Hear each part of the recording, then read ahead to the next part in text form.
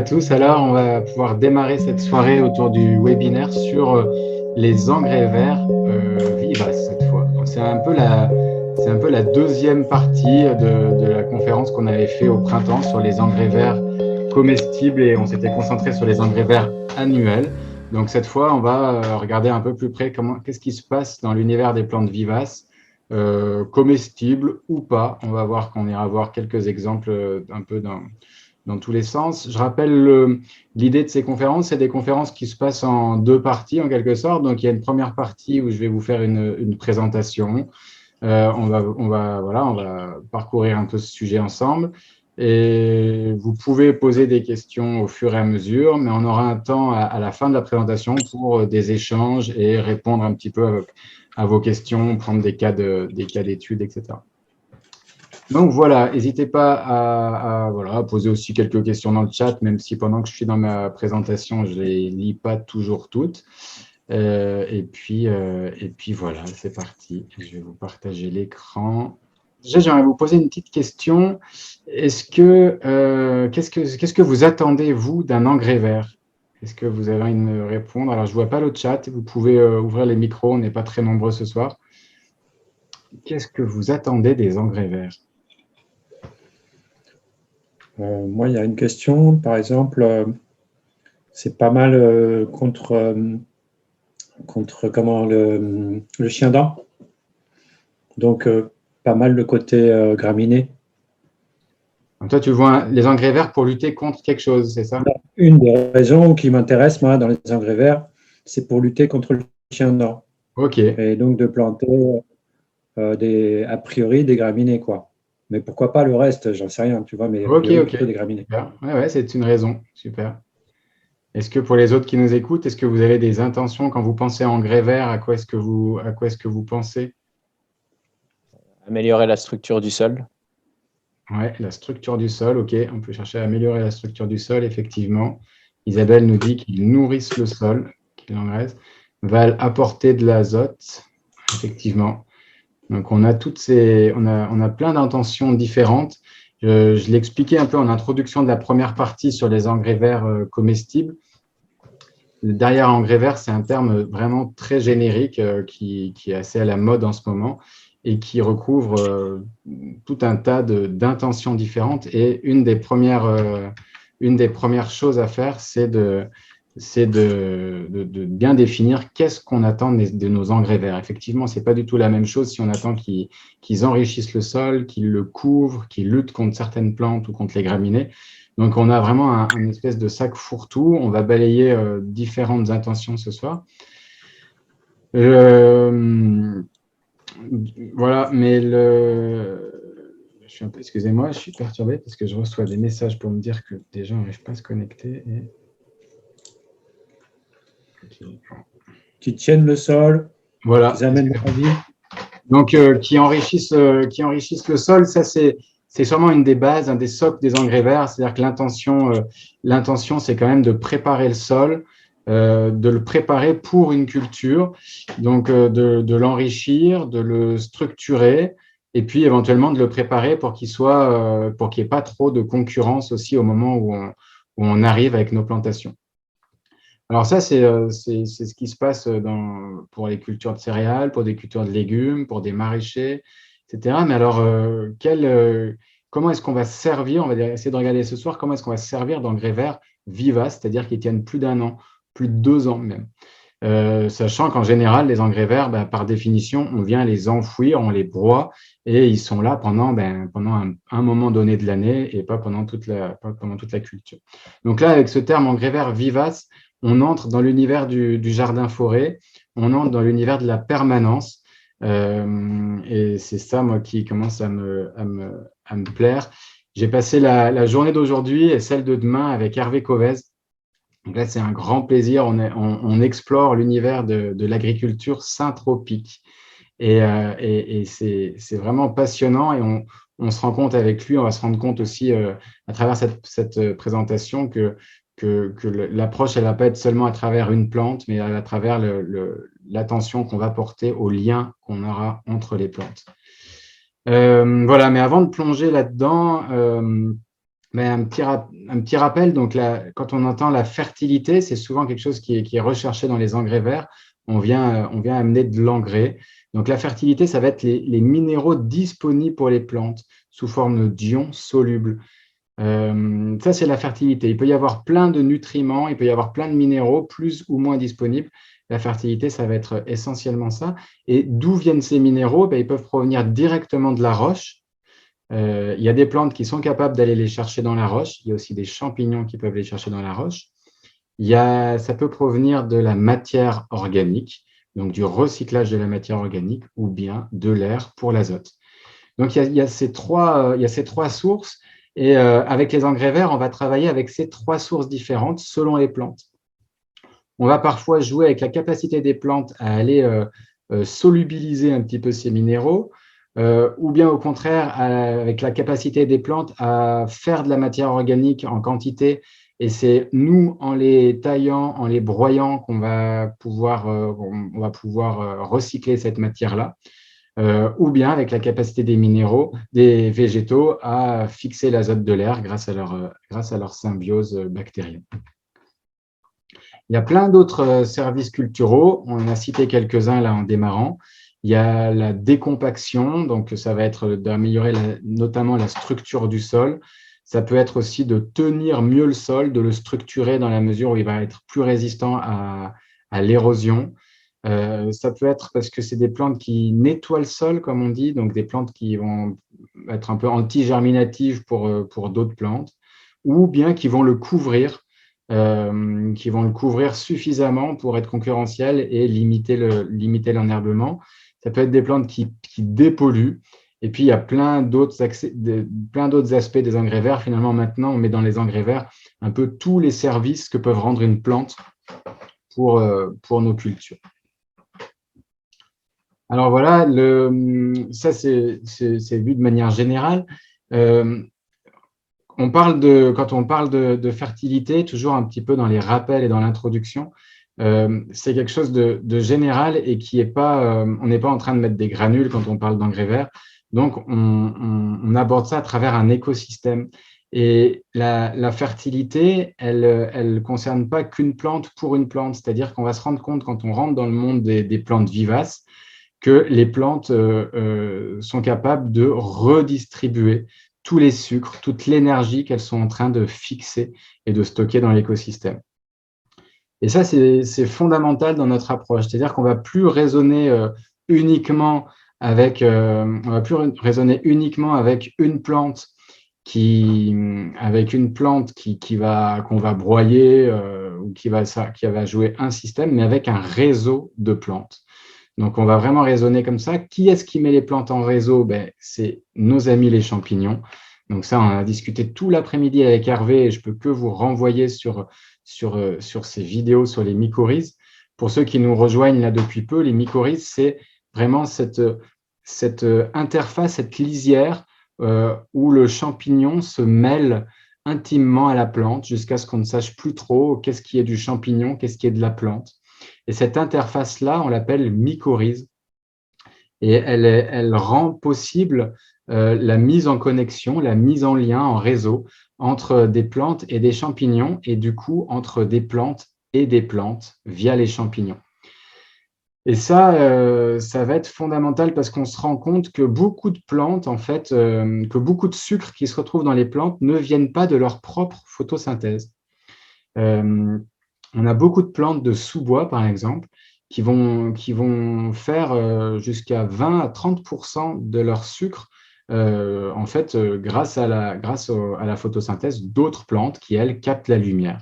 Donc ça, c'est quelque chose de fondamental pour ceux qui suivent la formation Jardin-Forêt. Vous commencez à bien le percevoir, qui est fondamental et qui explique aussi pourquoi des plantes tiennent à l'ombre, pourquoi, voilà, finalement, elles fonctionnent comme un super organisme qu'on va traiter comme ça. Donc, on va aussi se poser la question, comment est-ce qu'on peut favoriser la mise en relation des plantes les unes par rapport aux autres? Parce que finalement, cette fertilité, elle va être rendue possible aussi par tout ce réseau trophique.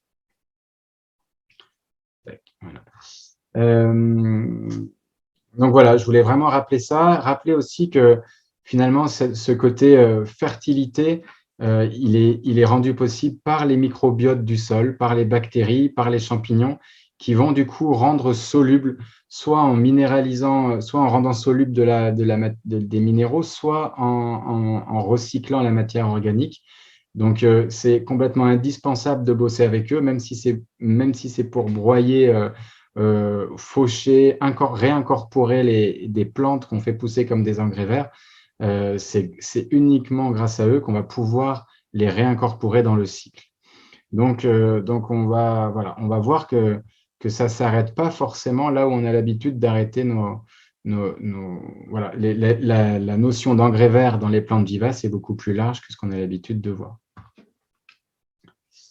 Voilà pour l'intro. Alors, je vous ai mis des petites images de mycorhizes pour ceux qui ne connaissent pas. Le mycorhize, le champignon, est vraiment capable de réguler les minéraux, mais aussi de réguler tout le besoin en eau des plantes. Tant et si bien que les plantes peuvent stocker de l'eau qu'elles captent pendant la nuit, qu'elles captent au moment de la rosée aussi du matin, et si c'est des moments où elles n'en ont pas besoin, elles sont capables de le stocker dans le réseau mycélien, qui lui va le répartir entre les plantes. Et puis en plus, il va le répartir avec des minéraux. Donc voilà, donc des éléments vraiment importants là-dedans. Alors nous, on parle aujourd'hui des plantes et des engrais verts. Et si on part de ce principe que de toute manière, toutes les plantes autour contribuent à cette fertilité en contribuant à ce réseau trophique, la question qui vient, c'est mais alors comment est-ce qu'on va les mettre en lien? Comment est-ce que les plantes redistribuent cette fertilité? Et il y a des plantes qui jouent un rôle un peu particulier là-dedans parce qu'elles ont une forte affinité avec un grand nombre de champignons mycorhiziens ou de champignons aussi, de divers champignons qui vont permettre de redistribuer tout ça. Je vous ai mis une image de la ronce, c'est quand même un des emblèmes de ces plantes qui sont capables de mettre en lien des champignons mycorhiziens à la fois de la prairie et de la forêt. La ronce, c'est la plante qui vient annoncer la forêt. C'est un peu l'envoyé spécial des arbres. Et voilà, et on pensait que c'était juste une plante dans un moment de transition. Et on se rend compte aujourd'hui, avec l'étude des mycorhizes et des champignons, que en fait, c'est une plante relais et qu'à travers la ronce, c'est la forêt qui parle et que c'est la forêt qui vient commencer à envoyer de l'énergie à travers des sucres, à travers de la sève élaborée, qui vient envoyer de l'énergie dans la prairie.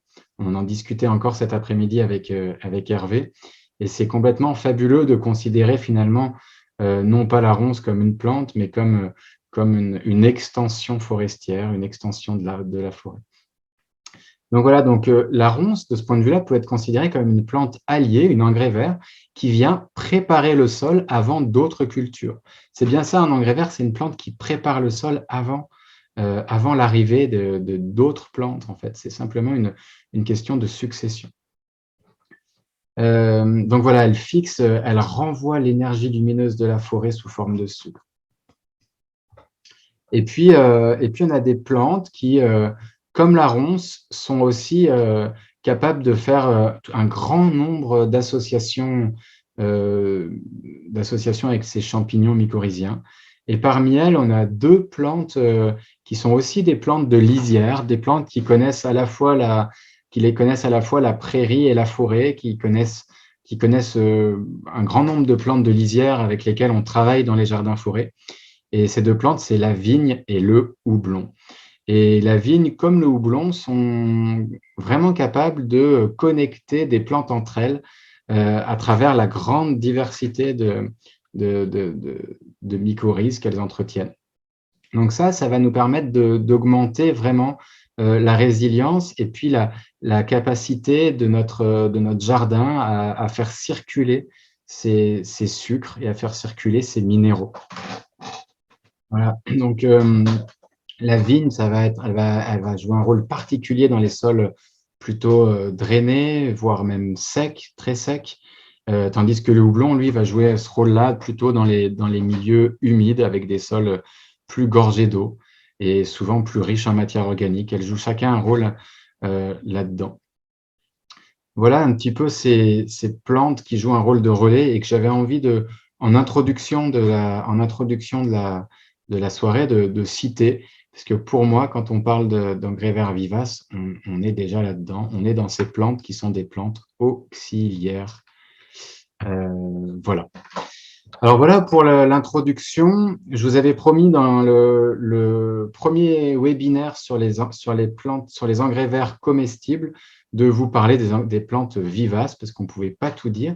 Donc, je vais vous parler de quelques plantes vivaces avant qu'on échange sur aussi toutes les plantes spontanées qui peuvent pousser et le rôle des successions écologiques.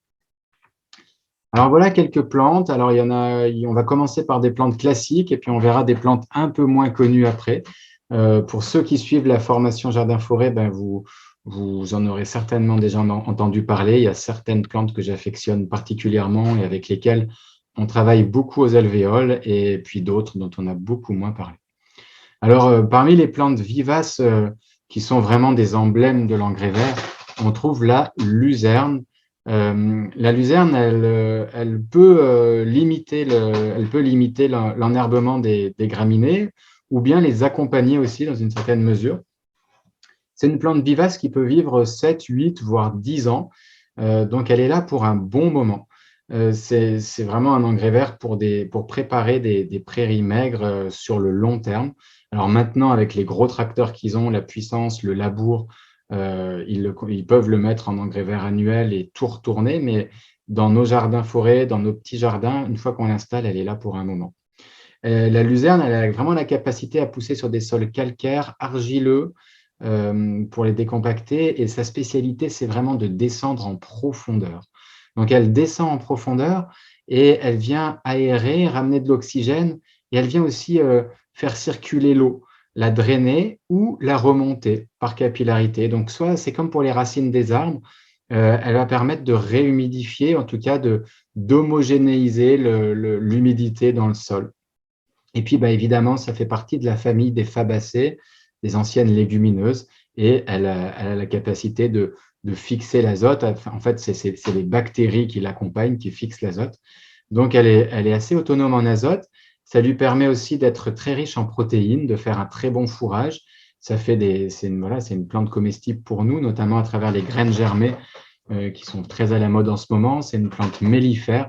Bref, c'est une plante vraiment intéressante. En tant qu'engrais vert, on peut la faucher au moins 2 fois dans l'année. Généralement, on la fauche en juin, début juin, selon les régions. Et puis, on peut la refaucher une deuxième fois quand il y a un regain en septembre, ce qui peut la laisser fleurir. Voilà, et elle est légèrement allélopathique, c'est-à-dire qu'elle va concurrencer un petit peu les plantes. C'est pour ça qu'il ne faut pas la semer de manière trop dense. On a fait cette erreur dans le jardin-forêt. On l'a semée de manière beaucoup trop dense au milieu des arbres. Et ça, on a vu que ça gênait certains arbres. Et voilà, par contre, ça repousse bien l'herbe. Donc, je vous conseille plutôt de la semer par petits poquets de 2-3 graines, de ci, de là. Pourquoi pas au pied d'un arbre, ça peut le faire, mais pas d'un très jeune arbre. Elle est tellement puissante que ça peut gêner son développement. Donc, ça peut être quelques poquets au pied d'un arbre qui a déjà bien démarré. Alors, une cousine de la luzerne, elle a un port dressé en touffe. Et une de ses cousines, c'est la vesse. En fait, il y a plein de vesses différentes. Il y a certaines vesses qui sont annuelles, donc qui sont gélives, d'autres qui sont beaucoup plus vivaces, qui peuvent rester plusieurs années. La vesse, donc, elle peut durer longtemps ou pas. Elle a un peu le même rôle que la luzerne, mais avec un système beaucoup plus traçant. C'est-à-dire qu'elle va avoir quelques racines pivots qui descendent, et puis après, elle est capable d'aller chercher loin sur le côté, ce qui lui donne un autre avantage que la luzerne. Elle est capable d'aller sur des sols moins profonds. Elle va créer beaucoup de biomasse, peut-être même plus que la luzerne. elle peut être un peu étouffante, mais c'est une plante grimpante, c'est une plante qui est volubile, on voit ses vrilles, alors elle a tendance à s'accrocher, elle cherche des supports, ça fera et voilà, elle est ravie de trouver une clôture, une barrière, un piquet, un tuteur pour monter un petit peu. Si elle ne monte pas, elle va vraiment faire un gros buisson. Et puis sinon, on peut la palisser, la conduire un peu. Elle pourra monter même pour accompagner vos arbres. Alors attention, si vous avez vraiment des petites plantes, nous on s'est fait avoir comme ça, toutes les jeunes plantes, les petites plantes aromatiques, elles peuvent facilement passer complètement dessous et il ne faut pas les oublier toute la saison. Par contre, elle peut aussi créer un milieu beaucoup plus frais et humide. On peut tailler dedans et elle peut créer une mi-ombre pour installer des jeunes plantes dedans. Voilà, c'est une plante hôte d'un grand nombre de papillons. Et c'est une plante qui peut être un peu nettoyante, comme on dit, parce qu'elle est capable de recouvrir les autres, donc voilà, de tenir un petit peu plus la prairie en attendant qu'on s'y installe. Que vous dire d'autre? Elle est mellifère, comme on voit cette abeille qui se régale dedans. C'est la même famille que la luzerne, peut-être un petit peu moins connue, quoique ça dépend des régions. Alors, une autre plante bien connue dans cette famille, mais un peu moins en tant qu'engrais vert, la réglisse, les réglisses. Alors, la réglisse, c'est une plante vivace, à condition que le climat soit pas trop rude. Disons qu'elle va tenir jusqu'à du -10, -12. Alors, il faut la mettre dans des situations un petit peu protégées quand vous êtes dans un climat difficile. Ça fait partie de ces fixateurs d'azote. En tout cas, elle a son kit d'autonomie. Là, elle a un système racinaire beaucoup moins pivot, beaucoup plus traçante que les autres, ce qui fait qu'elle a une capacité à tenir des talus très intéressantes. Par contre, contrairement à la luzerne qui peut supporter des terrains secs, la réglisse a besoin de sols plus humides.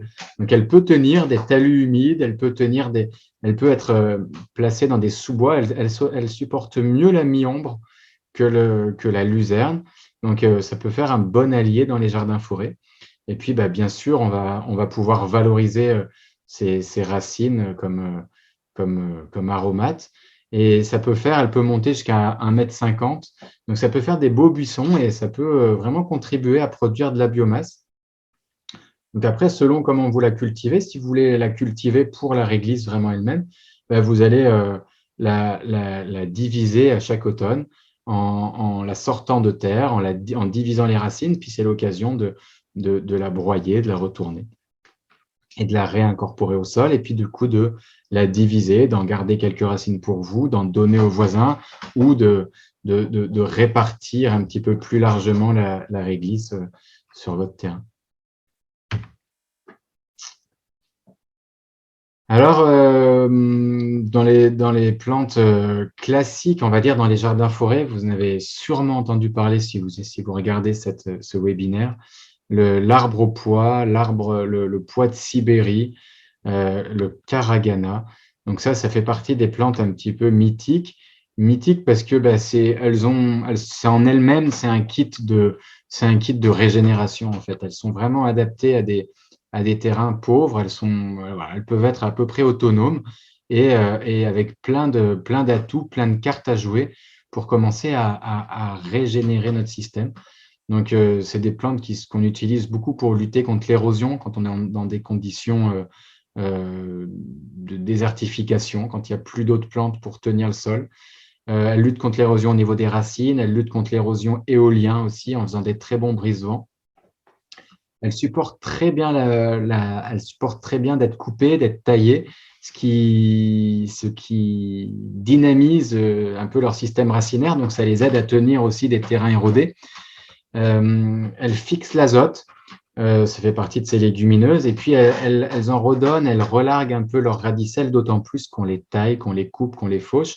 C'est l'occasion aussi de faire du fourrage, et puis éventuellement de valoriser les pois qu'elles font, comme des haricots qui peuvent se cuisiner. Pour être honnête, j'en ai encore jamais vraiment mangé, mais voilà, ça ne devrait pas tarder. On a les premières... On a nos caragana qui commencent vraiment à grossir un petit peu, donc j'espère que ça arrive bientôt. C'est des plantes mellifères, voilà, qui peuvent faire qui peuvent faire office vraiment de production de biomasse primaire dans des écosystèmes bien dégradés. Ça a un peu moins d'intérêt, je dirais, dans des écosystèmes qui sont déjà riches, qui sont déjà bien structurés. On va voir d'ailleurs qu'elle est voilà, des fois moins vigoureuse dans ces cas-là. Après, c'est une plante qui, quand elle est mise dans des conditions vraiment difficiles, pousse lentement, forcément. Mais si vous voulez vraiment l'avoir pour les pois, que vous voulez la voir grandir, là, il faut la mettre dans des conditions plus favorables, l'arroser, la bichonner. Et l'un n'empêche pas l'autre, j'ai envie de dire, d'avoir les deux. Voilà. Elles se ressèment assez facilement. Si vous voulez les ressemer, si vous glanez des graines, sachez qu'il faut quand même les faire tremper dans de l'eau tiède pendant au moins 48 heures pour les attendrir un petit peu. Puis à partir de là, ça se sème bien. Alors, une autre plante que j'aime bien, vous la reconnaissez si vous suivez la formation en ligne, l'espédésa, le trèfle en arbre. Donc, c'est une plante qui va aussi fixer l'azote, qui va permettre de produire de la matière organique un peu plus tard. C'est plutôt de la matière organique pour l'automne, pour la fin de l'été, pour nourrir la vie du sol à ce moment-là, parce que elle va se développer tranquillement. Elle va se développer tranquillement pendant l'été, jusqu'à grandir, jusqu'à faire des plantes qui dépassent les 2 mètres de haut pour certaines variétés de l'espédésa, le Thunbergie par exemple. Et puis, elle va se couvrir de fleurs en fin septembre, octobre, qui sont mellifères. Donc, ça fait des bonnes ressources de fin de saison pour les abeilles. Ça fait des rameaux aussi pour faire l'allume-feu quand ça sèche. Bref, c'est une plante qui est assez intéressante. Ce que j'aime bien, c'est qu'elle est à la fois grande, elle a un bon développement, mais elle est toute souple et elle se glisse très bien dans des haies de manière assez serrée. Donc, pour ceux qui pensent agriculture syntropique et qui cherchent à créer de la biomasse et à planter vraiment serré, je pense que l'espédésa, c'est intéressant parce qu'il ne prend pas du tout de place au printemps quand il y a besoin de lumière pour les autres. Et puis, il va finir par se frayer un chemin au milieu des autres. Donc, voilà notre trèfle en arbre. Dans les classiques, on reste encore dans nos classiques et on révise tout ça. Les Eleagnus, là, on n'est plus du tout dans les fabacées. Et pourtant, dans ces Eleagnacées, on a des plantes qui fixent l'azote. On ne sait pas encore, voilà, on commence encore une fois avec des bactéries, mais ce n'est pas aussi évident que les fabacées. C'est un peu moins clair. Pourtant, c'est parmi les plantes les plus efficaces pour ça. En tout cas, c'est parmi celles qui en restituent le plus au sol dans nos plantes vivaces. Elles ont été beaucoup étudiées par l'USDA, l'Institut de recherche en agriculture états-unien. Et donc, ça fait donc partie aussi de nos plantes, de nos alliés pour régénérer un sol ou en tout cas produire de la matière organique sans l'appauvrir. Alors là, il y en existe beaucoup. Il y en a quelques-unes qu'on trouve assez facilement maintenant dans les pépinières. Alors, en bas à gauche, on a l'Eleagnus ebingei. Là, c'est vraiment le 4-4 100% qui tient un peu dans plein de conditions différentes. Il peut tenir même il tient très bien à la salinité, alors la salinité marine, mais même la salinité des polluants, des sels minéraux trop disponibles dans le sol. Et puis, il est persistant et très rustique. Alors là, on n'en a pas beaucoup chez nous qui font les deux, qui à la fois tiennent à des -20 et qui soient persistants. Il fait des petites baies comestibles et il supporte super bien la taille. Donc ça nous permet aussi de venir le tailler pour le densifier, mais aussi pour nourrir le sol de manière assez dense. Puis, il a ses cousins, le gumi du Japon ou le chalef. Il y en a d'autres, hein, l'Eleagnus. J'ai un trou de mémoire, c'est pas grave, ça me reviendra. Je vous ai mis un peu ceux qui sont classiques fruitiers, donc le multiflora et le chalef. Bref, et qui, eux, sont pas persistants. Pardon? Ouais. Le umbellata. Ouais, umbellata, merci. Ouais, c'est ça. Mais cherchez son nom commun, mais c'est pas grave. Ah, j'ai pas. Ça me reviendra, merci. Et Chalef d'automne, non? ouais, le chalef d'automne, c'est ça, merci. Et donc, Donc, c'est des plantes qu'on va pouvoir tailler assez sévèrement, qu'on peut donc planter très dense dans un cas quand on les utilise comme engrais vert et pas forcément que pour les fruits. Euh, voilà, ça c'est vraiment des trucs qu'on trouve facilement. Alors, on peut même s'amuser à les greffer. Ça se marcotte bien et puis sinon, ça se ressème. Les greffer parce il y a des variétés fruitières un peu de collection là, qui commencent à sortir de plus en plus. Voilà, ça se greffe, mais c'est pas très facile à réussir. Donc, nous, on n'en a pas encore vraiment réussi sur place. Voilà. Alors, voilà, encore une dernière classique avant d'entrer dans les un petit peu moins classiques. La consoude, je ne pouvais pas vous parler des engrais verts vivaces sans vous parler de la consoude. Alors, la consoude, j'entends souvent des gens qui viennent me voir en me disant la consoude, elle fixe l'azote.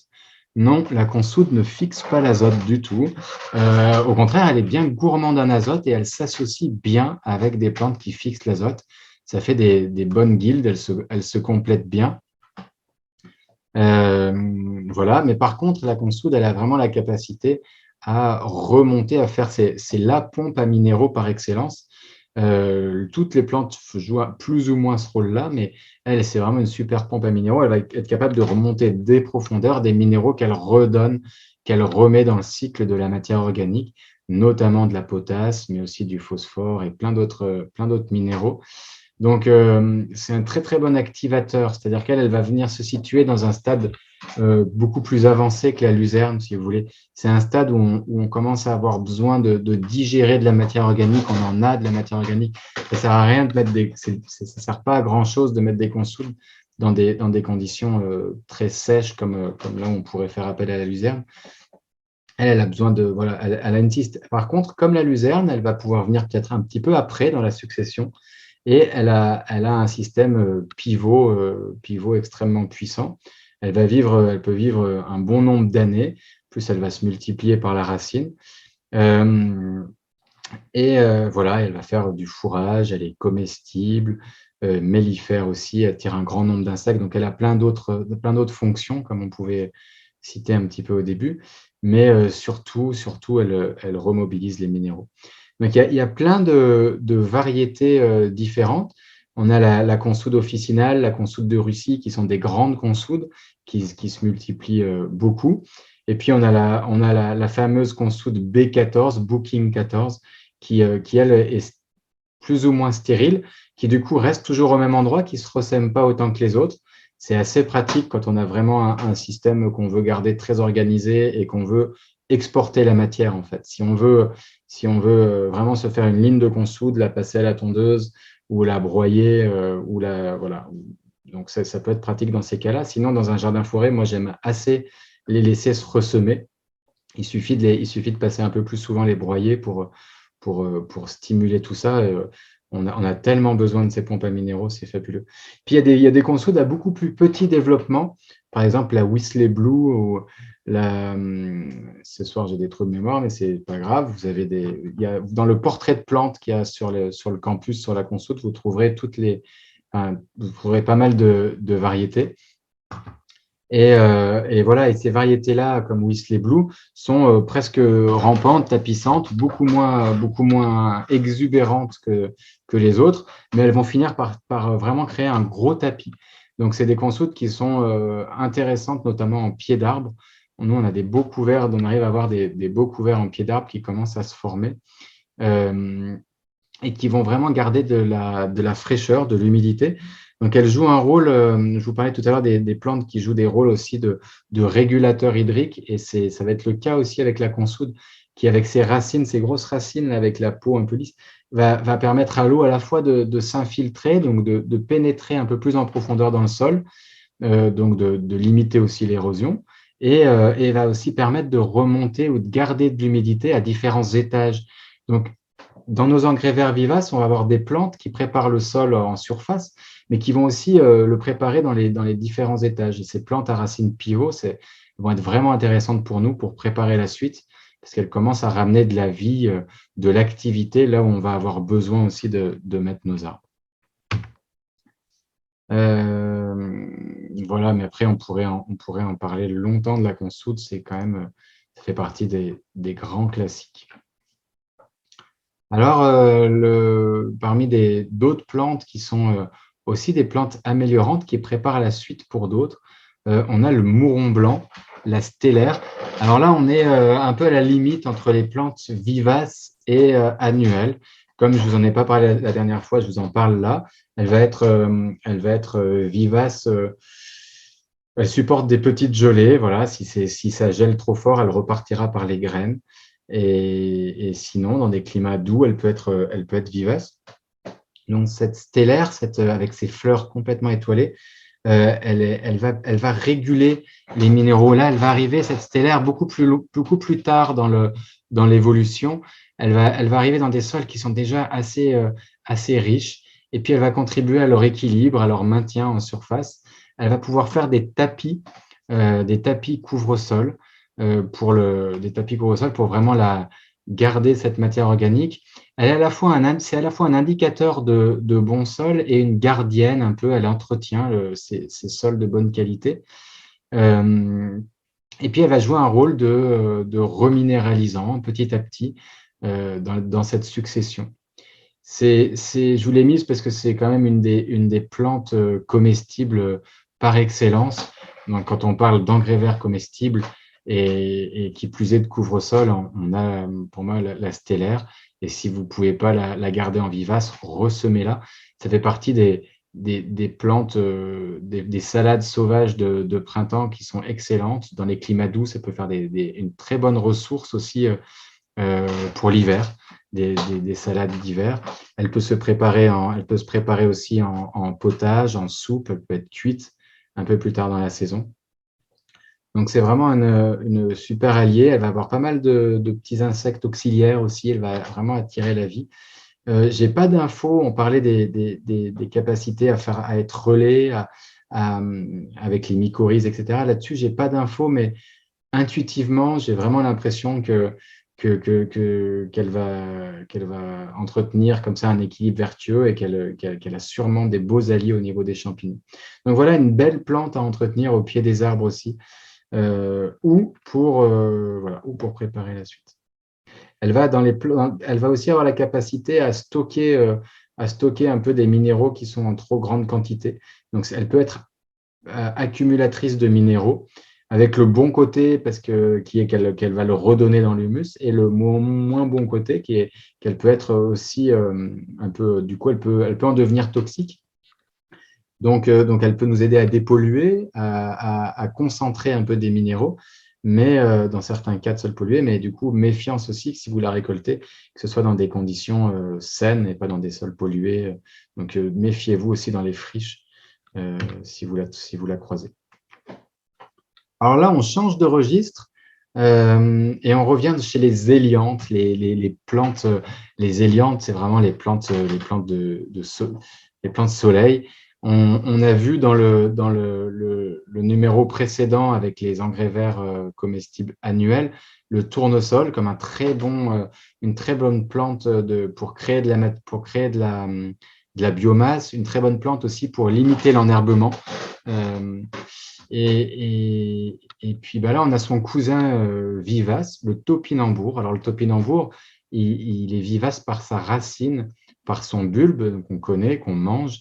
Et il va être capable aussi de structurer le sol, de ramener beaucoup de matière organique, beaucoup de nourriture dans le sol parce qu'il crée ces bulbes. Il continue et il se développe et ces bulbes vont aussi se pourrir, se décomposer et vont ramener comme ça un peu beaucoup de vie dans le sol. Il a des systèmes racinaires fasciculés aussi qui vont structurer le sol en surface. Alors, il descend pas très profond. Il aime l'humidité, mais il peut aussi se développer tranquillement dans des sols pauvres. Il est assez autonome, en fait, le topinambour, tellement qu'on dit qu'on n'arrive pas à s'en débarrasser et qu'il pousse un peu dans tous les types de sols. Dans nos systèmes agroforestiers, quand on travaille avec les plantes vivaces, moi, je trouve que c'est un super allié. Notamment pour nos systèmes syntropiques où on a envie d'avoir un maximum de densité, un maximum de sucre, un maximum d'énergie fixée dans le système. Et là, c'est génial, quoi. C'est l'énergie, pour moi, c'est vraiment le symbole de l'énergie du soleil, là, avec ses fleurs, qui est fixée dans le sol, dans ces grosses tubercules qui forment des réserves et qui régénèrent, qui nourrit le sol. Donc voilà, mettez-en, ça fait ça fait des réserves dans lesquelles vous pouvez puiser aussi à l'automne, en hiver. Vous pouvez aller chercher les tubercules en plein hiver si vous avez faim et que vous n'avez plus rien à manger. Vous allez avec une bêche, vous sortez vos tubercules et il y a toujours à manger. Ça peut aussi être un moyen de ramener d'attirer les cochons, les sangliers, qui aussi jouent un rôle dans la régénération des forêts. Ça, c'est encore une autre histoire. C'est des plantes aussi qui laissent beaucoup d'espace au printemps parce qu'elles se développent très peu pendant tout le printemps, là où la plupart de nos plantes ont besoin de lumière pour faire la photosynthèse. Et puis par contre, à la fin de l'été, là, c'est l'exubérance et on a beaucoup de matière à redonner au sol.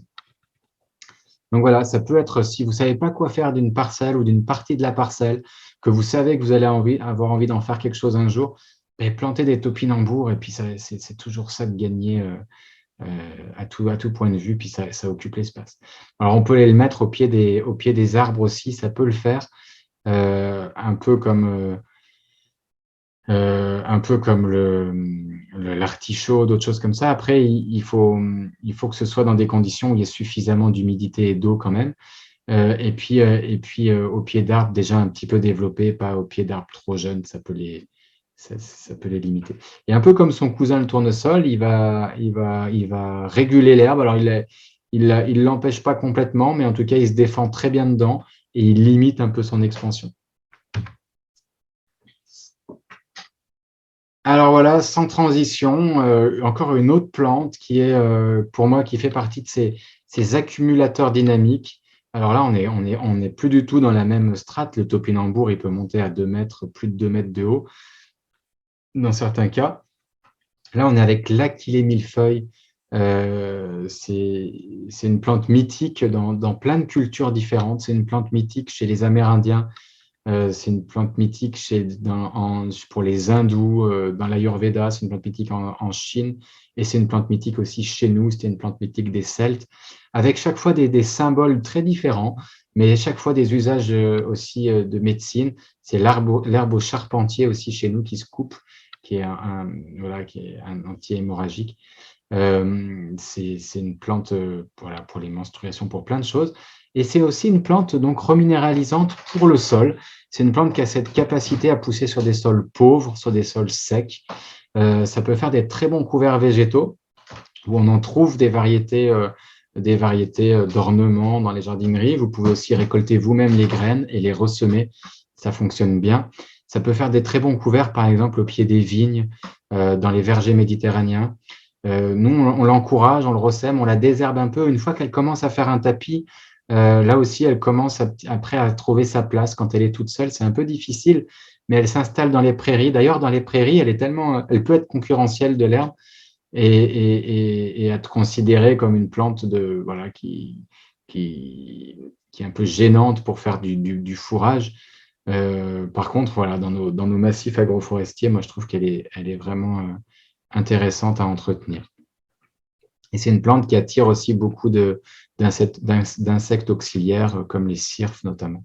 Toute cette famille un petit peu de petits hyménoptères.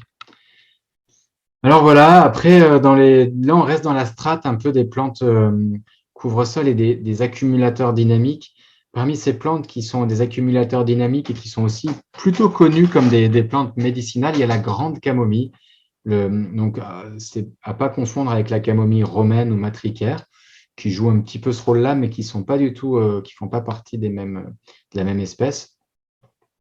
Là, on est dans un autre domaine, l'espèce des astéracées. Et parmi les astéracées, c'est une partie de plantes qui sont capables aussi souvent de jouer un rôle comme ça de transition entre deux milieux, qui peuvent aider à sortir de la friche, qui poussent dans des sols pauvres. Si vous en avez qui poussent, ressemez-les, encouragez-les. C'est vraiment, elles sont là à un moment donné pour jouer ce rôle-là. Elles ont cette capacité à remobiliser les minéraux, à enrichir, à recréer de la matière organique dans des conditions qui sont des fois un petit peu difficiles. Elles peuvent pousser dans des sols assez variés et souvent assez pauvres aussi.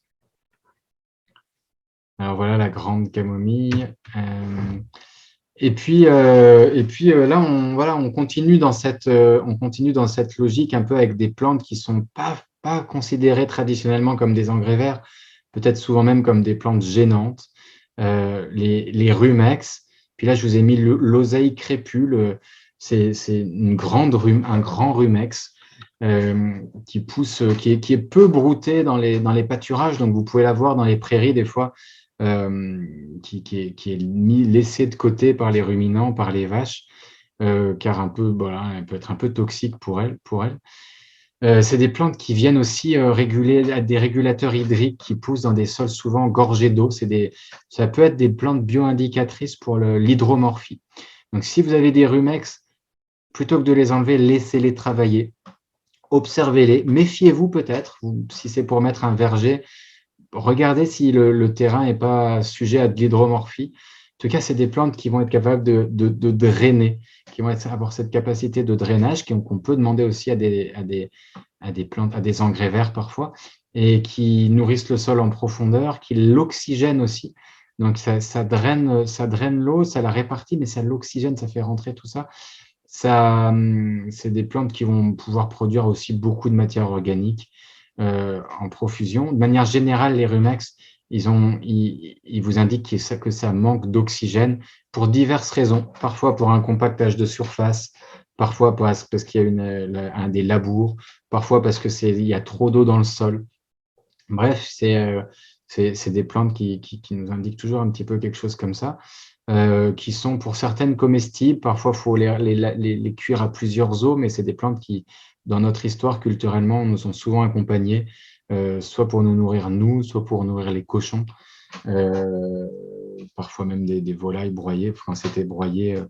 Voilà, bref, c'est des plantes. On la voit là avec le plantain, il y a un peu cette même dynamique que le plantain, mais en géant. J'aurais pu aussi mettre le plantain dans nos engrais verts vivaces, qui sont des fois considérés comme des plantes indicatrices de prairies maigres, pauvres dans certains cas, et qui pourtant sont là parce qu'elles ont justement cette capacité à être assez autonomes et à pas trop attendre d'avoir beaucoup d'humus. Voilà, et qui peuvent être aussi présentes beaucoup dans nos lisières ou dans nos haies. Alors voilà pour ce petit tour d'horizon des plantes. Vous avez vu qu'on a vu, on a balayé des plantes très diverses avec évidemment nos plantes fixatrices d'azote un peu à tous les étages, mais aussi des plantes qui mobilisent les minéraux, qui reminéralisent, des plantes qui vont avoir tendance à faire des couverts végétaux. Bref, plein d'enjeux différents. C'est qu'une petite partie des plantes qu'on peut utiliser. En vrai, il y a toutes les plantes jouent un rôle pour les suivantes. C'est qu'une question de point de vue. Alors, quand on parle d'engrais verts, c'est des plantes qui vont améliorer les plantes que nous, on a envie de faire pousser. Mais c'est des plantes qui viennent à un moment ou à un autre de l'évolution. Alors, est-ce qu'il faut les planter, ces plantes, ou est-ce qu'il faut au contraire accueillir la régénération spontanée? Et c'est un peu sur ça que j'avais envie de terminer et peut-être d'ouvrir la discussion aussi. C'est-à-dire que toutes les plantes qui sont là à un moment donné préparent le terrain pour des plantes qui vont se sentir bien dans un deuxième stade, dans un autre stade. Donc, finalement, un des moyens de travailler avec les engrais verts, c'est déjà d'observer qu'est-ce qui vient pousser naturellement, quelles sont les plantes pionnières chez moi à ce moment-là. Et les plantes pionnières, ce n'est pas forcément des plantes qui poussent dans des milieux désertiques ou qui poussent quand il n'y a rien. Les plantes pionnières, c'est juste des plantes qui sont là à un moment donné parce qu'il y a un besoin. Et ce besoin-là, il est toujours exprimé par ces plantes. Donc, en général, il y a peu de raisons de se tromper. Si une plante est là, c'est qu'elle vient aider. Donc, laissez-les, encouragez-les. Regardez peut-être quel rôle elle est en train de jouer pour lui amener des plantes compagnes qui viennent l'accompagner dans ce mouvement-là. Voilà. Et puis, du coup, les engrais verts vivaces vont dépendre de qu'est-ce que vous voulez installer comme système. Où en est votre sol? Est-ce que vous en êtes à un stade de friche? Est-ce que vous en êtes à un stade de désertification? Alors à ce moment-là, vous allez apprendre vraiment des plantes pionnières qui ont déjà le kit d'autonomie, qui sont capables d'arriver là toutes seules. Est-ce qu'au contraire, vous voulez installer une prairie? Est-ce que vous voulez passer de la prairie à la lisière? À ce moment-là, pour passer de la prairie à la lisière, c'est les plantes de prairie qu'il va falloir encourager. Il va falloir essayer de regarder parmi ces plantes de prairie lesquelles lesquelles vont essayer de faire basculer le système. Comment est-ce qu'on peut encourager un petit peu ces plantes-là aussi? Et puis, si l'idée, c'est d'avoir des grands arbres, de vraiment produire beaucoup de matière organique et de s'appuyer sur un système agroforestier de grande envergure, à ce moment-là, on va regarder comment on a des plantes pionnières dans la lisière qui enrichissent le sol, le préparent et préparent les conditions pour les suivantes. Donc voilà un petit peu la logique. Je voulais terminer là-dessus parce que finalement, le terme d'engrais vert, il était un petit peu provocateur au début de cette conférence. Le terme d'engrais vert vivace, c'est tout relatif. Et voilà. Donc voilà un petit peu pour la partie présentation. Je vous invite à peut-être à poser les questions si ce n'est pas déjà fait. Je vais rallumer mon chat pour voir un petit peu vos questions. Et puis à lever la main aussi avec les petits pour prendre la parole si vous voulez la parole. Ça peut être je vous rappelle que ces conférences sont interactives, donc c'est vraiment l'idée de pouvoir peut-être amener un témoignage. Peut-être que ça va être une question qu'on peut se poser ensemble. Voilà, si vous avez envie de revenir aussi sur des points que j'ai évoqués. Bref, la discussion est ouverte. Voilà. Tac. Alors, je reviens à tout ça. Voilà, super. Je vais regarder le chat un peu pour voir. N'hésitez pas à prendre la parole, à poser les questions avec lesquelles vous étiez venus ce soir aussi. Alors, on a l'olivier d'automne. Alors, l'olivier d'automne, est-ce que c'est une adventice? Olivier, est-ce que tu veux préciser ta question? Non, alors moi, ma question, c'était sur le mouron blanc, mais en fait, j'ai la réponse, parce que je suis allé chercher en même temps sur Internet, et c'est le mouron des oiseaux. Ah, voilà. Alors, le mouron blanc, ouais, c'est le mouron des oiseaux, à ne pas confondre avec le mouron rouge, qui, lui, est toxique. Donc, si vous faites vos salades, prenez le temps de bien identifier le mouron blanc du mouron rouge. Et donc, alors, du coup, une question plus générique, puisque j'ai la réponse sur le mouron blanc, mais est-ce qu'il y a beaucoup d'adventistes là dans le listing que tu nous as présenté? Parce que finalement, Ouais, le mouron intéressant. blanc, Alors, il se plante tout seul, quoi. Il vient tout seul. oui, c'est pour ça que j'ai terminé par des adventices. Sur la fin, il y en a qui sont considérés comme des adventices, comme le mouron peut l'être, parce que le mouron, il est aussi un petit peu allélopathique, donc il va gêner la germination de certaines plantes, notamment de certaines graminées et donc des céréales. Donc il peut être considéré comme ça. Mais les rumex, ça va être aussi des adventices. Mais en fait, j'aurais pu vous mettre beaucoup d'autres plantes qui sont considérées comme des adventices. C'est très intéressant cette notion d'adventice, c'est-à-dire que l'adventice, elle a un avantage sur les autres parce qu'elle est dans son milieu, mais parce qu'elle vient jouer son rôle. Et que la question là qu'on va se poser ensemble, qu'on peut se poser là, c'est mais jusqu'où on va accepter ces adventices? Finalement, c'est qu'une question de temps. Et est-ce qu'on peut se permettre d'attendre ça? Parce que finalement, des fois, en virant les adventices, on fige l'évolution du système et on perd du temps parce que finalement, on se retrouve toujours éternellement avec le même problème. Nous, je sais pas, nous, par exemple, chez nous, on a eu des invasions de carottes sauvages. Alors, la carotte sauvage, on en avait partout.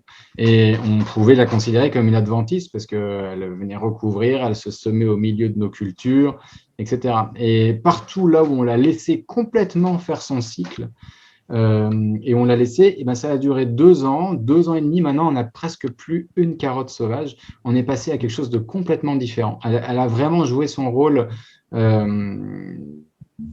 Voilà, je ne sais pas exactement le rôle qu'elle a joué, mais je sais qu'elle a joué un rôle au niveau du sol et qu'elle en a complètement changé les conditions. Et ça, je pense que c'est valable pour beaucoup de choses. Alors, effectivement, des fois, on est un peu plus impatient avec certaines adventices, comme le-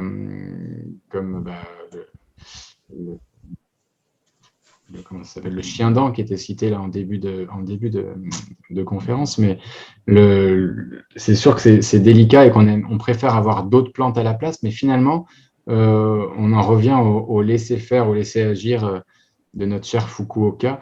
Et on se rend compte qu'en fait, parfois, c'est comme ça qu'on perd le moins de temps aussi. Donc, je ne vous parle pas de votre coin de potager. Je vous parle pas de votre coin de potager qu'il va falloir quand même il va falloir conserver pour vous nourrir. Mais si vous vous posez quelle est la meilleure solution pour prendre soin du sol, la première des réponses, c'est déjà de laisser faire. Et puis après, on peut encourager, on peut venir planter d'autres plantes au milieu qui vont renforcer, encourager tout ça. Vous allez pouvoir observer. Est-ce qu'il y a naturellement des plantes qui fixent l'azote parmi les plantes qui viennent dans votre prairie ou qui viennent dans votre potager ou dans votre jardin? Si oui, ça ne veut pas dire qu'il y a assez d'azote dans votre prairie, ça veut dire au contraire qu'il manque d'azote. Parce que si ces plantes-là sont là, c'est qu'en général, il va manquer d'azote. Donc, vous pouvez peut-être, si vous avez envie d'accélérer le cycle, rajouter encore soit des plantes fixatrices d'azote, soit un amendement, un fumier, quelque chose. Et puis là, vous allez tout de suite passer à autre chose parce que finalement, vous allez dépasser ce stade-là. Donc, voilà, voilà. Alors, attends, moi je cherche la main. Alors, Louis, vas-y, prends la main, on n'est pas nombreux. C'est Louis qui parle, c'est ça? Vas-y. Je cherchais la main, mais je ne la trouvais pas. Alors, attends, je vais mettre la caméra en plus. Voilà. Qu'est-ce que je voulais dire? Oui, donc les engrais verts annuels, tu dis, il faut qu'on les tonde et puis après, on les intègre, on les broie et tout ça. Ouais. Et donc, sur les vivaces, on ne fait pas ça. Ah, super. Alors, est-ce qu'on perd des choses? Si, sur les vivaces, sur les vivaces, on va les tailler. On va les tailler, on va quand même être amené à les tailler. Simplement, du coup, on a une production permanente, mais on peut les tailler plusieurs fois par an selon ce qu'on veut produire ou pas. Mais si, c'est une bonne question. On va venir, on va les tailler parce que c'est en les taillant qu'on va stimuler leur repousse qu'on va stimuler la pompe aussi à minéraux. Alors, on peut très bien les laisser sans les tailler et elles vont jouer leur rôle, mais elles vont le jouer à leur rythme, j'ai envie de dire, si tu veux.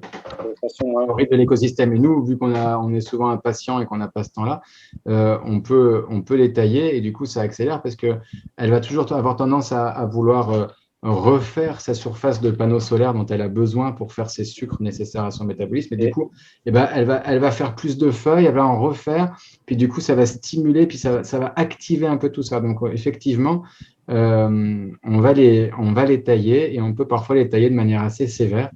On regardait les Eleagnus, par exemple, ou d'autres, on peut vraiment les tailler très denses et c'est ce qu'on va avoir tendance à faire pour les engrais verts.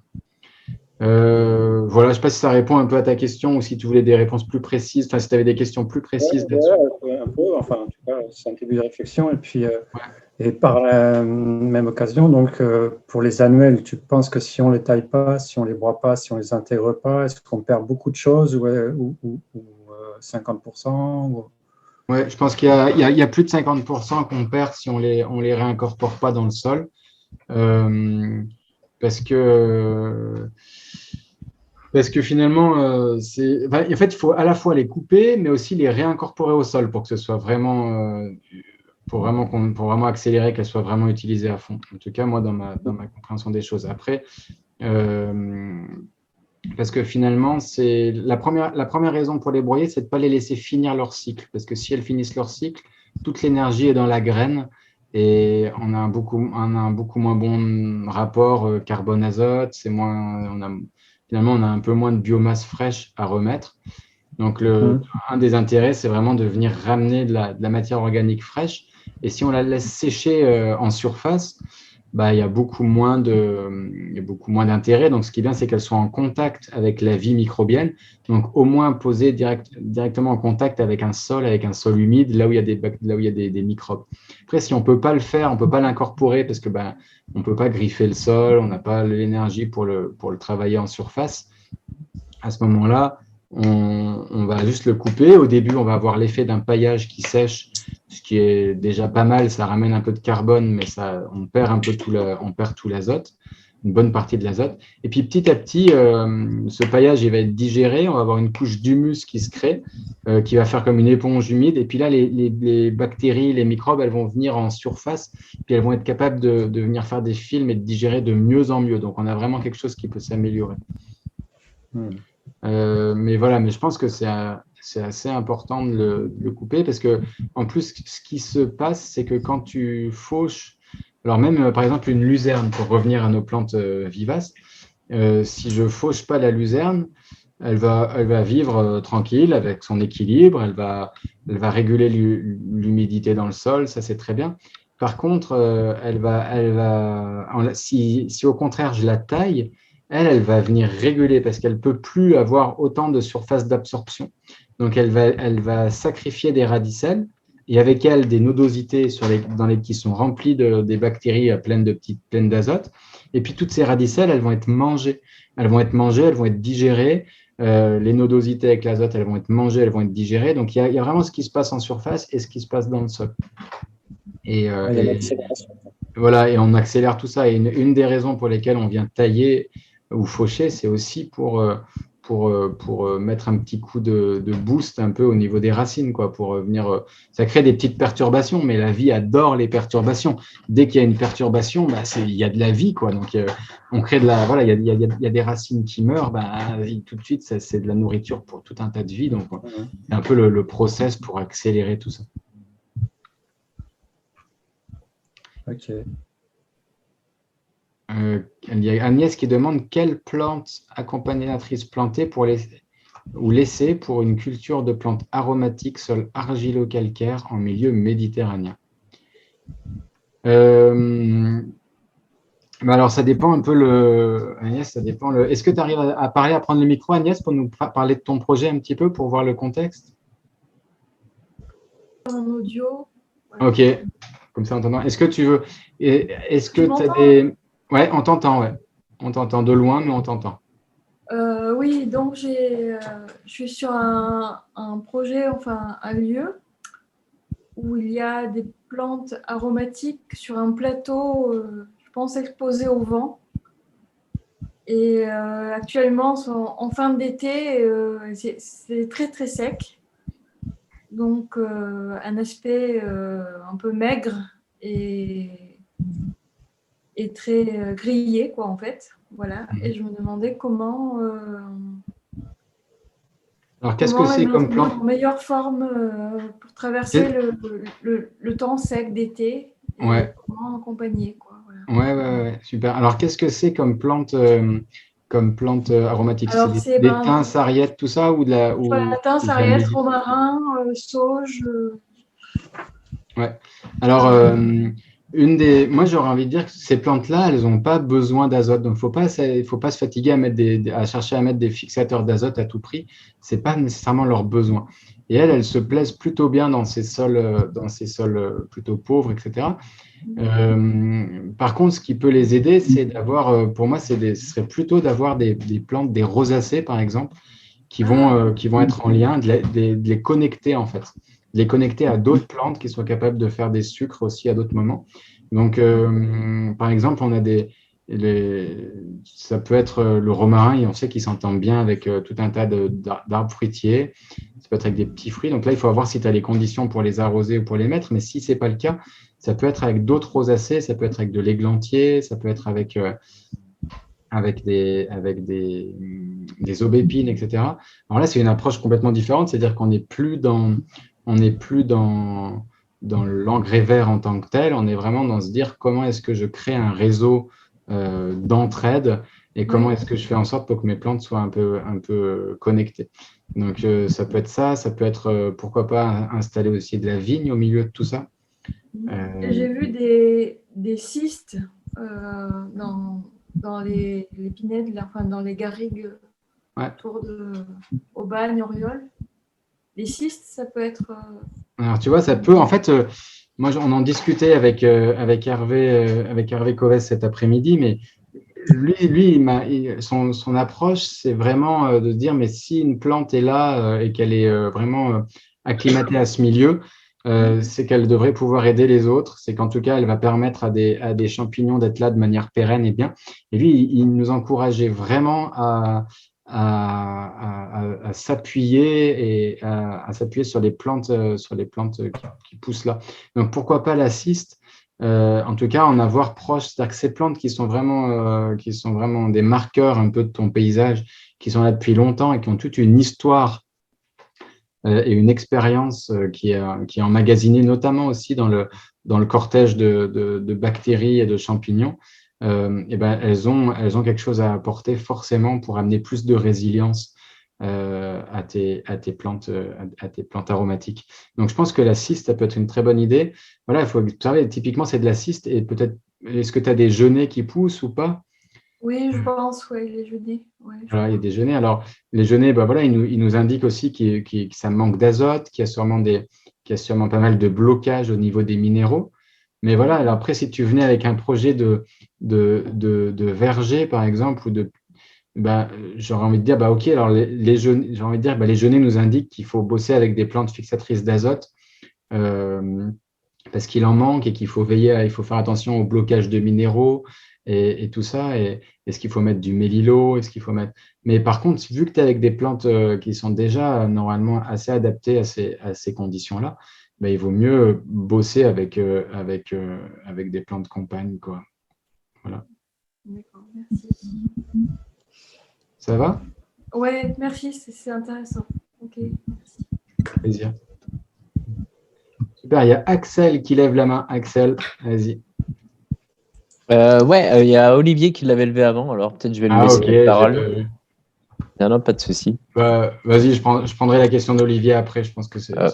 Ok. Moi, je voulais juste savoir si tu pouvais développer un peu ce que tu as dit sur les rosacées. Là, tu parlais des rosacées qu'elles pouvaient bosser avec les rosacées, justement. Et voilà, je voulais savoir pourquoi, qu'est-ce qu'elles ont de particulier. Les rosacées, elles sont assez génériques au niveau elles sont assez génériques au niveau des mycorhizes, de ce qu'on en connaît en tout cas. Et notamment, elles ont beaucoup de symbiose endomycorhizienne. Donc, elles vont pouvoir tisser des liens justement avec pas mal de plantes aromatiques et d'autres plantes fruitières aussi. Donc, je disais ça. Après, il y a plein d'autres choses sûrement qu'on ne connaît pas. C'est pour ça que le mieux, c'est d'observer quand même l'environnement. Mais dans ce qu'on a observé, c'est partie de certaines choses qu'on sait.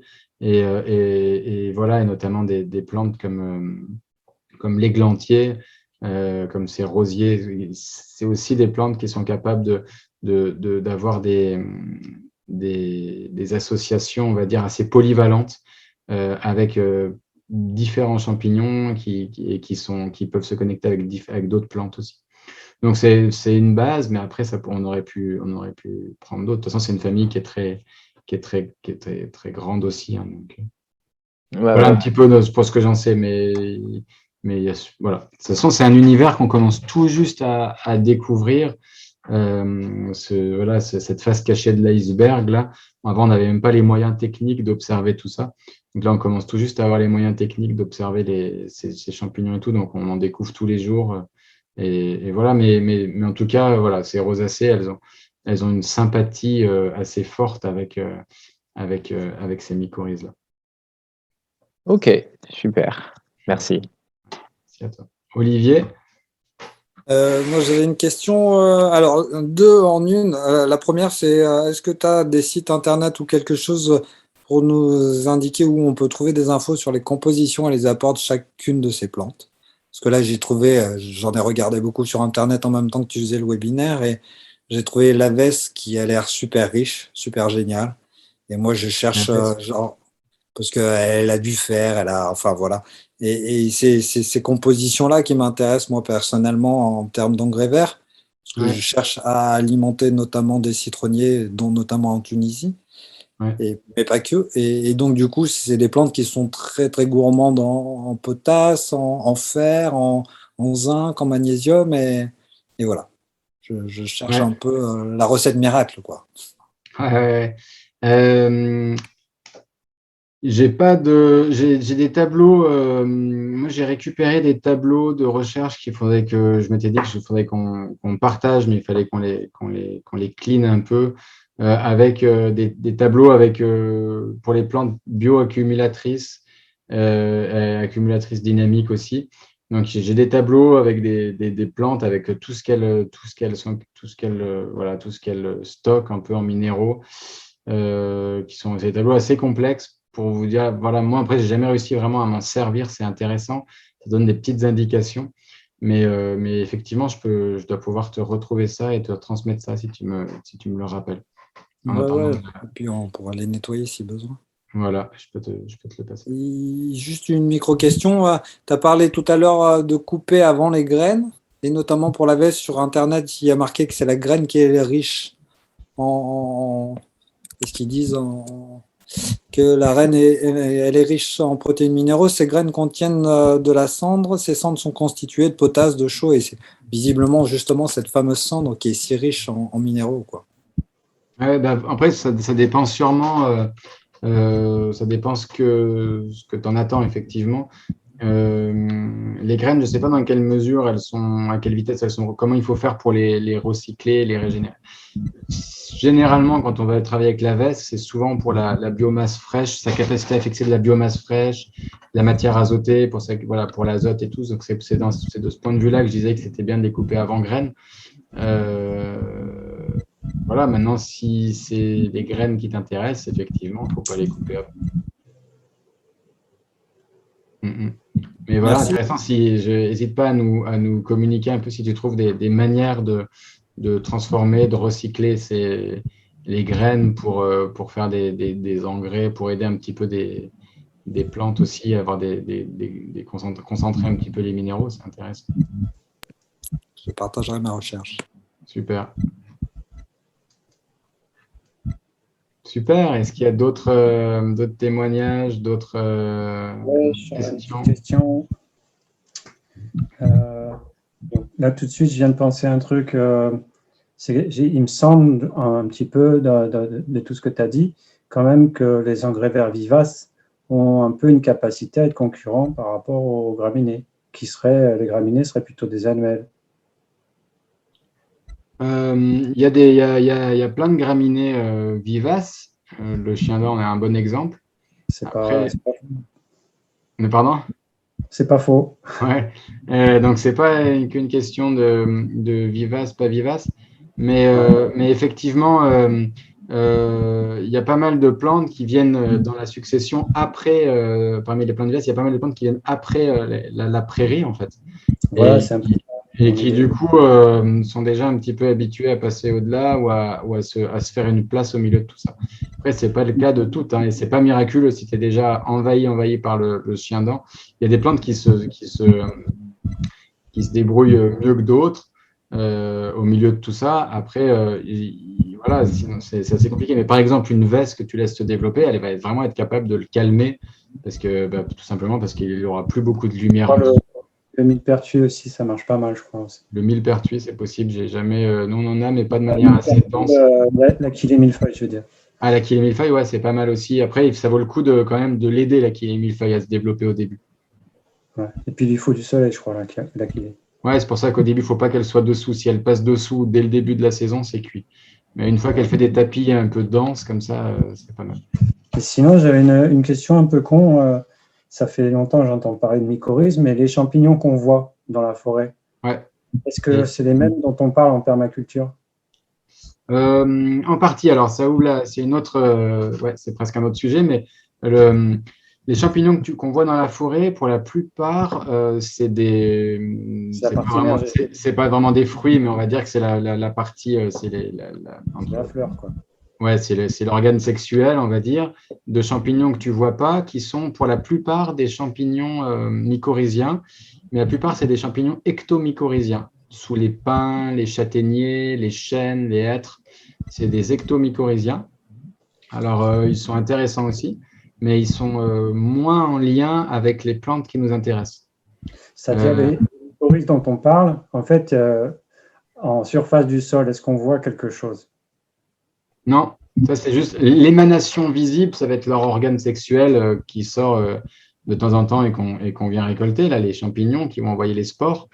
Mais sinon, non, les mycorhizes, la mycorhize, c'est la jonction entre les deux. Mais le champignon, en lui-même, c'est des filaments, des ifs, des réseaux de filaments très fins que tu peux voir à l'œil nu.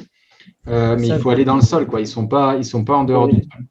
J'ai capté, mais en fait, ma question, c'était un peu de savoir s'il y avait deux sortes de champignons, en gros des champignons de surface un petit peu, enfin des mycorhizes.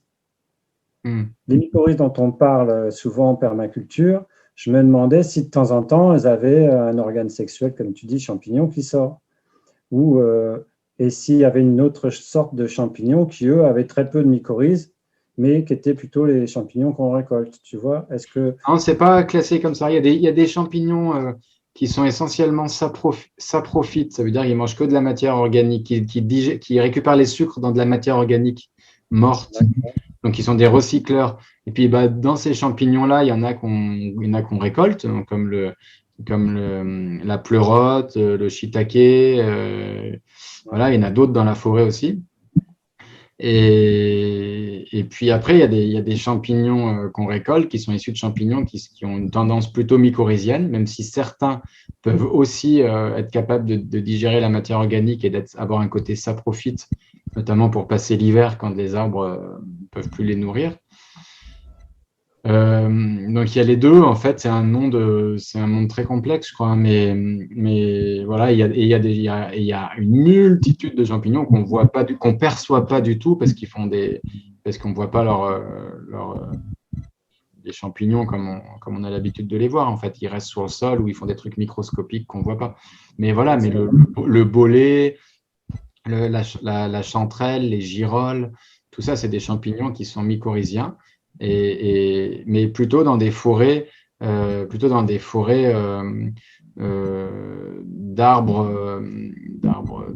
des forêts déjà bien développées, déjà matures en fait. C'est pas des forêts juvéniles, c'est pas des lisières. Et du coup, c'est des milieux qui sont assez différents des plantes nous on a l'habitude de consommer, de multiplier et de cultiver dans nos jardins comestibles en fait. Et par exemple, est-ce qu'il y aurait des champignons qu'on aurait intérêt à venir semer dans une micro-forêt juste pour servir en quelque sorte comme d'engrais verts, quoi.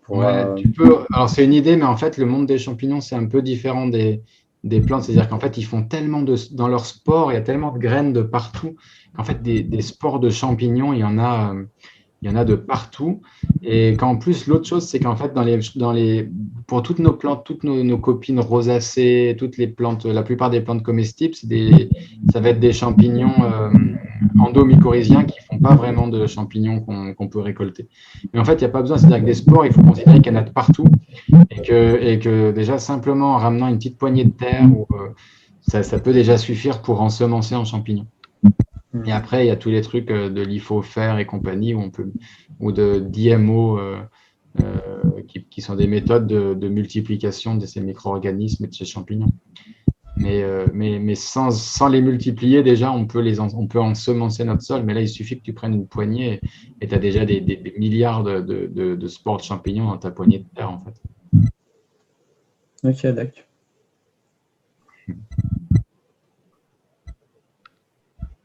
Ok, super. Est-ce qu'il y a encore une question avant qu'on se quitte?